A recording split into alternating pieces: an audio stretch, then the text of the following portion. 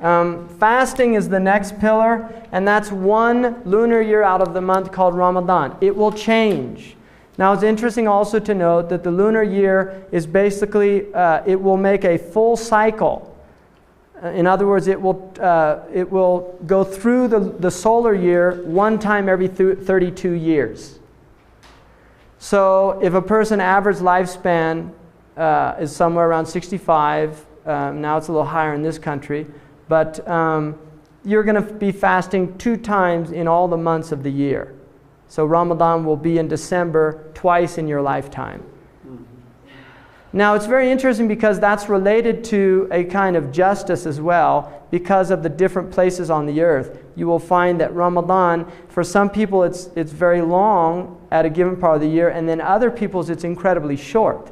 So in England, there are periods where it will be very long, and then there are periods where it'll only be like 7 hours, very short fast.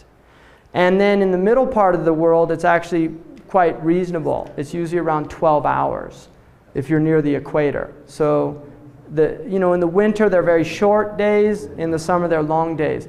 Fasting is basically abstaining during the lunar month of Ramadan from food, from drink, including cigarettes, from taking anything past the throat. You can rinse your mouth and things, but anything past the throat breaks the fast.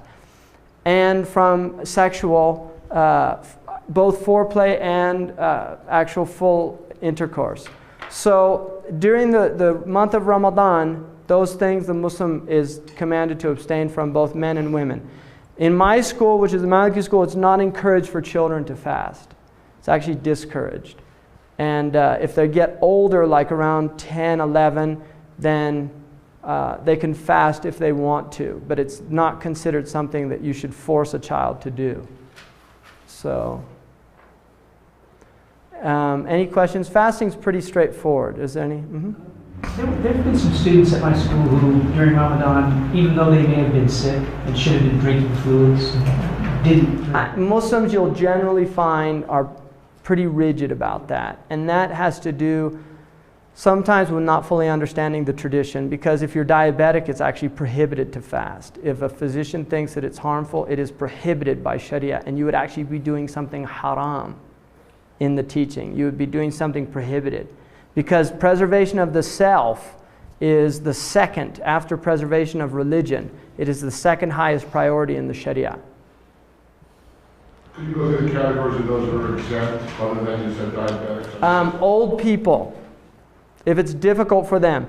If they're able to, but it's hard, they have a choice. People who are traveling have a choice, but if it's hard, they're encouraged to break it. And if it's extremely hard, undue, then they have to break it. A pregnant woman, a nursing woman, and she can either decide for herself or get a doctor's opinion. And the doctor's opinion would be binding on her. Anyone who has a physical illness, like diabetes, or they have to take medicines regularly throughout the day. Now some scholars have permitted like asthma inhalants, that does not break the fast. There's a difference of opinion about that, but my sheikh gave a religious opinion that it did not break the fast because it went into the lungs. And smoking broke the fast because it was unnecessary, right? Which a smoker would definitely disagree with that. Soldiers, right? What's that? Soldiers. Good point. Yeah, somebody who was fighting, and they needed their physical strength. Now, Hakim Ali Jawan, it was kind of became national news because he was fasting during the playoffs, and it would be prohibited really for him to do that, to break his fast, because it's a sport. Right. That's why. If it was a valid job, like it is permissible, for instance, if there was a harvest that had to be done and they could not do it fasting, and they would lose the crop or something like that because of that, some type of situation like that, then it would be actually permissible to do it. I mean, What are the hours of fast? Fasting goes from the Fajr prayer, which is dawn, until the sunset prayer. And then you can eat, sleep, and well, you do sleep in the daytime anyway, but you can eat, drink, and have relations with your husband or your wife. It's during the nighttime. What about getting married? During Ramadan? During Ramadan. You could. Absolutely. Prophet got married in Ramadan. Yeah. Mm-hmm. Ramadan predates Islam. The month predates Islam, not the fasting. But the lunar months of Islam predated Islam. What predates Islam is the rites around the Kaaba. During Ramadan. No.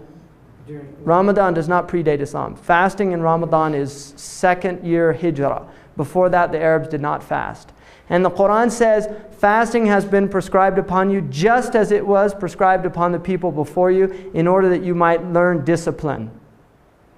So it's actually considered a spiritual practice to discipline yourself. Now, if you think about it, people who abstain from for a whole month of not eating during the daylight hours, it gives the body, there is a very strong discipline that goes with that. It's prohibited to backbite at any time. Whether it's a Muslim or a non-Muslim, you are not supposed to talk bad about people. It is prohibited to lie. It's disencouraged to talk a lot, empty talk in Islam. It's just not something encouraged. There's a tradition, the Prophet said, كَرِهَ اللَّهُ لَكُمْ الْقِيلَ وَالْقَالَ. Allah dislikes empty gossip. You know. Thoreau said that gossip was good in homeopathic doses. To head back to a question I'd forgotten earlier, you said if there were a legitimate Muslim government, then zakat could be applied. And I know that a lot of Muslims think there is not, but there are governments that claim they are, right. Correct?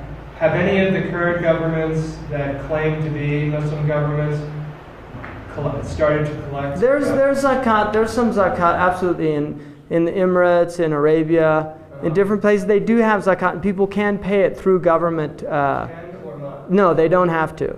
Okay. Yeah. But with a legitimate Islamic government, it would be allowed for that government To do it, require, yes. Yeah. To require. Mhm. Okay. But nowhere requires it currently. No. Okay.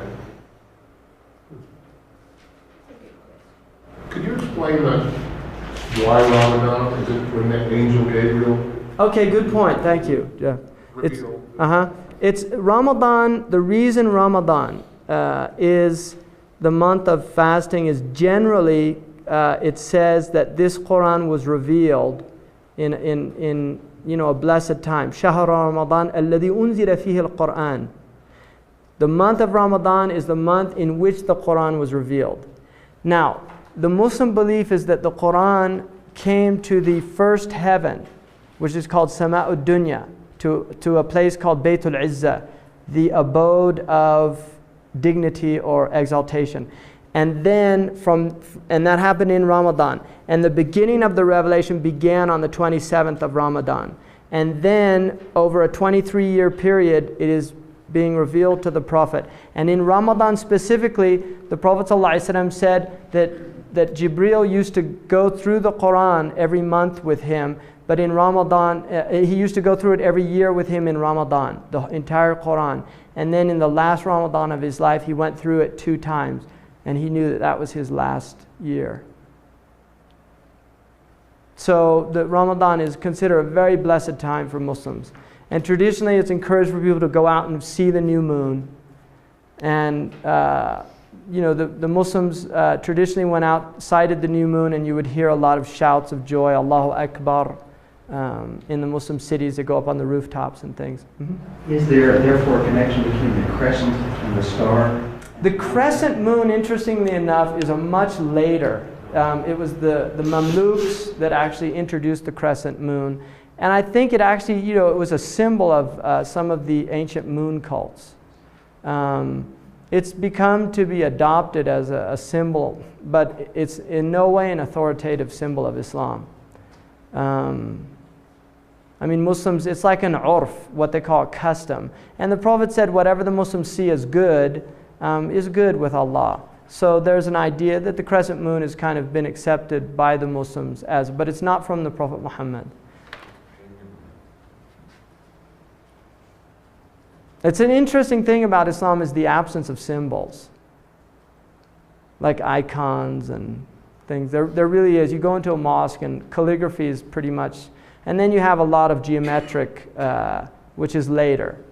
But there's a real, there's just an absence of a type of iconography or something like that. Mm-hmm. I've heard it said that the Shahada is a symbol for Islam, written. Somebody said that.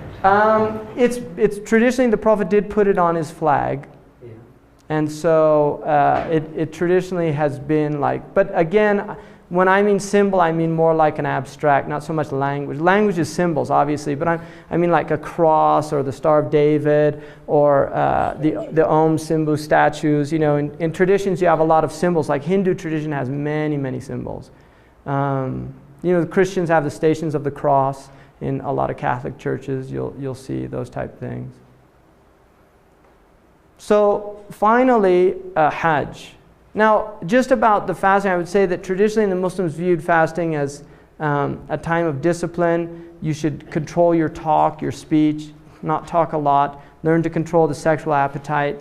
Learn to control the tongue was very important. The Prophet said in a tradition, whoever guarantees for me what's between his two jaws and his two thighs, I guarantee him paradise. In other words, if you could break those two desires and really discipline yourself in those two things, then, you know. And it's interesting, the symbolic relationship between the mouth and the genitals. I mean, it's fascinating. There's been a lot of traditions that have examined that, the idea of the createdness, that the mouth is like a womb and the tongue is like, you know, is like a male organ. That there's a type of, that language is a type of created, you know, it's an aspect of creativity. There's an impregnation that takes place from the mind of thought that emerges in the child of speech and things like that. So there's some fascinating relationships there.